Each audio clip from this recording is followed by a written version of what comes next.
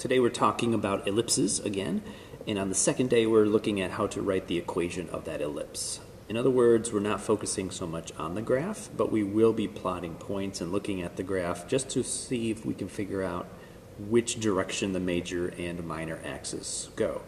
So for quick reference down here, these are the equations. I just put it here because I had the space. This is the equation when you have your major axis on the horizontal versus on the vertical. The numerators are the same. The only thing that is different is where is that a squared. For the ellipse, the larger denominator is assigned the a squared. That's because the larger denominator comes from the major axis. The major axis will be bigger than the minor axis. All right, so our goal is to find the center, the h and the k, and then the values of the a and the b, and then the direction of that axis so we know which denominator gets placed where. So let's look at these three examples. We have, in this example here, a pair of foci and a major axis length of 12. So again, it is helpful to sketch a picture so we know what we have, what we're working with here.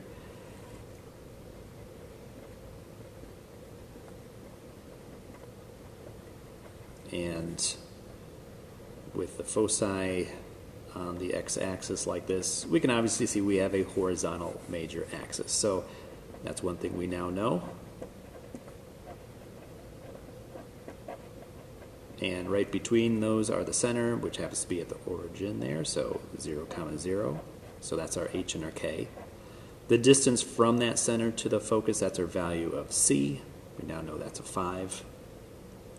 And that's everything that came from the pair of foci. Now we're bringing in the major axis length. So we know the major axis has to go on this horizontal. And with it being a length of 12, that means from the center to a vertex would be half of that, 6. So 6 to the right, there's your vertex. So that's the value of a. So now we know a is 6. Yeah, we have a already. 6 is what we need.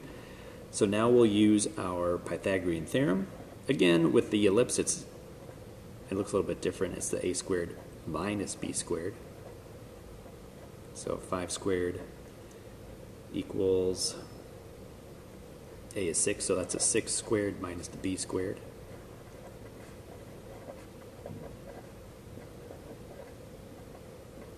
So we have a negative 11 equals a negative b squared. Make that positive. And that means b is root 11. All right, so now we have the a, we have the b. Really, it's the b squared that we want. We can write our equation. So we have, again, the center at 0, 0. So x squared and y squared on the tops. On the bottom, we want the bigger value. So 6 is bigger than root 11. That'll go under the x. So 6 squared is 36. And then square the root 11, and you get normal 11. So there's the equation. All right, here's another one. Again, we'll start off by plotting our points. We have a center, a vertex, and a focus. So let's see where these go.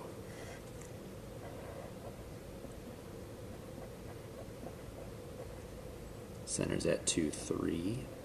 Vertex is at 2, 7. All right, so right there we can see we have a vertical major axis. Focus is at 2, 6. So with the center, that's our h and k, 2, 3. Distance from center to vertex, that's the value of a, so that's a length of 4. And then distance from center to focus, that's the value of c, that's the 3. So to find the b, we want the Pythagorean theorem again. This is the a squared minus b squared. So 3 squared equals 4 squared minus the b squared. Subtract 16 from both sides. We have a negative 7 equals the negative b squared. So that means b is root 7. Okay, so with the h and the k, we will have x minus 2 quantity squared and a y minus 3 quantity squared. Those are the numerators. And because of the vertical axis, we want the value of a squared under the y. So 4 squared gives me the 16, that's under the y. And the root 7 squared gives me the 7, that's under the x. There it is.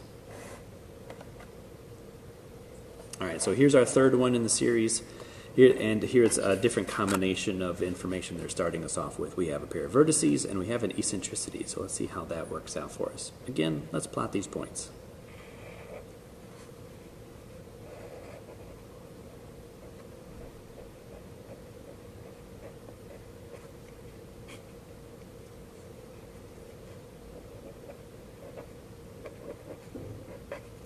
To fit, we could use a scale of 2s. Of course, that might have been the smarter choice. But there are my vertices. So we can see again we have a vertical axis. And right in the middle will be our center. So that's our h and our k. So it's at 2, 6.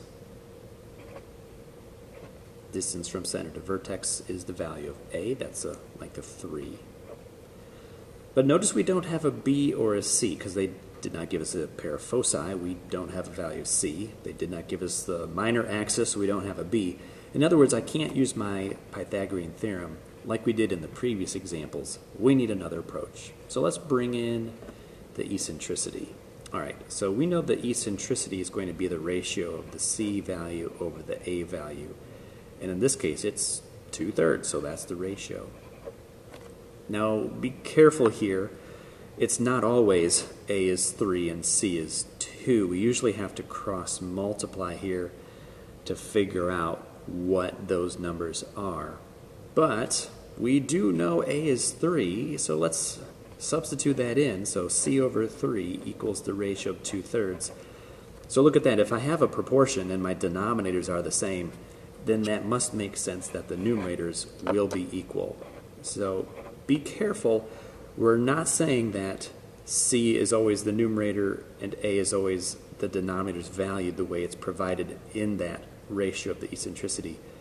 What we're really trying to say here is that when you cross multiply, it will give you this equation, right? So 2 times a equals 3 times c.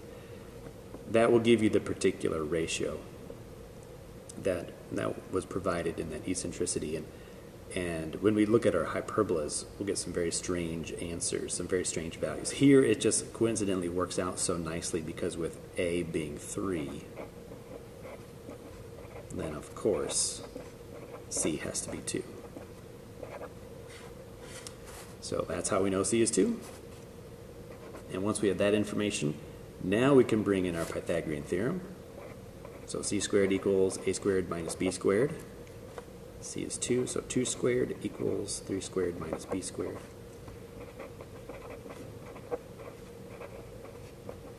So b is root 5. Okay, so we've got the a and b. We can now write our equation. So we have x minus the value of h, which is 2. And we have y minus 6. Those are in the numerators. Again, because of the vertical axis, we want the larger denominator, the a squared, to go under the y. So a is 3, 3 squared is 9. And b is root 5, so b squared is 5. And there we go.